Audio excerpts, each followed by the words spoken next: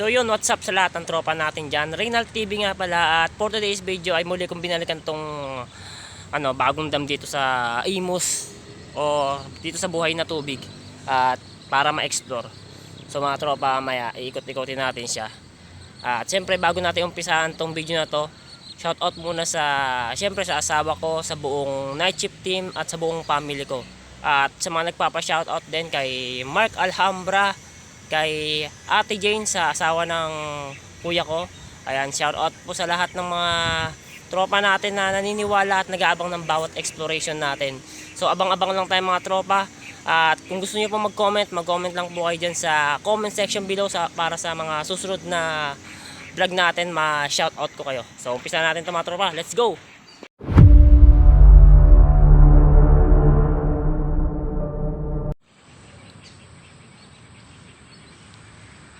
So yan mga tropa, ito yung dam. Ayan yung paligid. Ayan. May po yan, 2 kilometro kada dulo. Malawak siya mga tropa, no.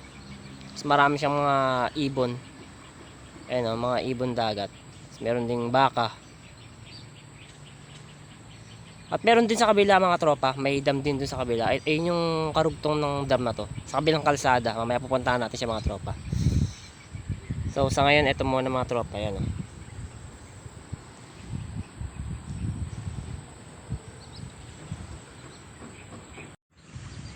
Yun nga mga tropa, no, nanggaling na ako dito last year. November. Napuntahan ko na to. At inikot-ikot ko lang siya, nag-bike lang. Di ako nakapag-vlog na ma-explore to. So na binabangan natin yung babanto at na pagalitan tayo mga tropa. So sa ngayon, iikot-ikotin lang natin siya at mamaya may ikikwento po akong history tong dam na to. Ayan, so sa ngayon wala muna tayong abandoned na pag-i-explorean at ito munang damang i-explore natin. So sa mga hindi pa po nakakapanood ng latest vlog ko yung sa gas station abandoned, ayan, ilalagay ko po yung link sa description at bisitahin nyo na lang po mga tropa. At para po sa mga hindi pa nakakapag-subscribe sa aking YouTube channel, i-subscribe nyo na yan at i-like at i-click ang bell button para sa mga paparating nating videos ay ma-update kayo mga tropa. Let's go!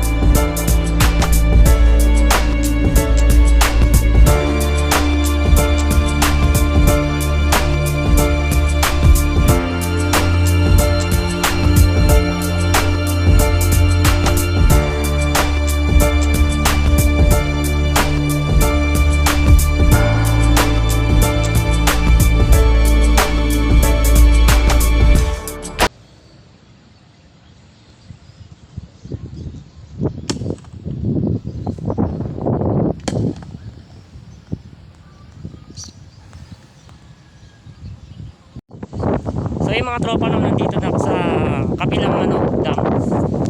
Naikot na rin natin siya at nandito tayo sa, ito na yung pinakadulo ng dam. Itong part na to, pag nag-overflow dito, nabagsak siya rito pababa. So yung mga tropa no, yung mga nagpapaputok ng boga. New Year pa rin. So belated Happy New Year pa sa lahat ng tropa natin. So yun nga mga tropa no, kwento ko lang yung history ng ano to. History ng lugar na to o dam na to. Na ano, ayan, kawayan mo natin yung mga bata. Ayun mga bata lang, kawayan mo natin. Oh, kaway kayo dito! Shout out kayo, shout out! Ayan, lalakas ng mga nila, ng mga boga nila. So yung mga tropa no, naputol tuloy eh. Kwento ko lang yung story.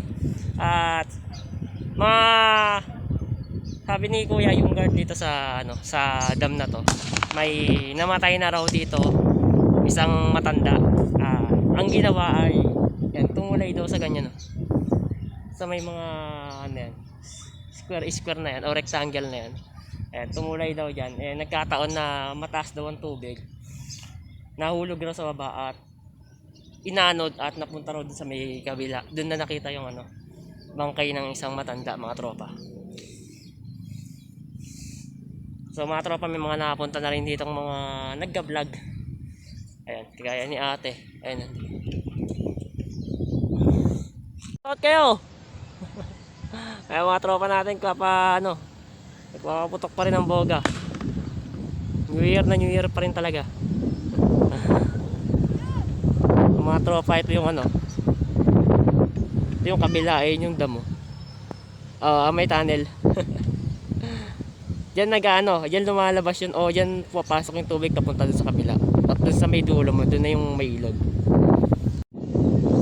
So yun mga tropa no, dito na natin tatapusin yung ating exploration. Total na ikot na rin naman natin siya ng buo, pati dun sa may kabila. At shout out pa rin sa lahat ng tropa natin, sa buong night shift team. At syempre bisitahin nyo rin ang aking Facebook account, Reynald Espiritu Prado, at doon po tayo mag-usap-usap kung may mga katanungan po kayo sa akin. At pakipollow po ako sa aking TikTok account, Reynald TV. Ayan.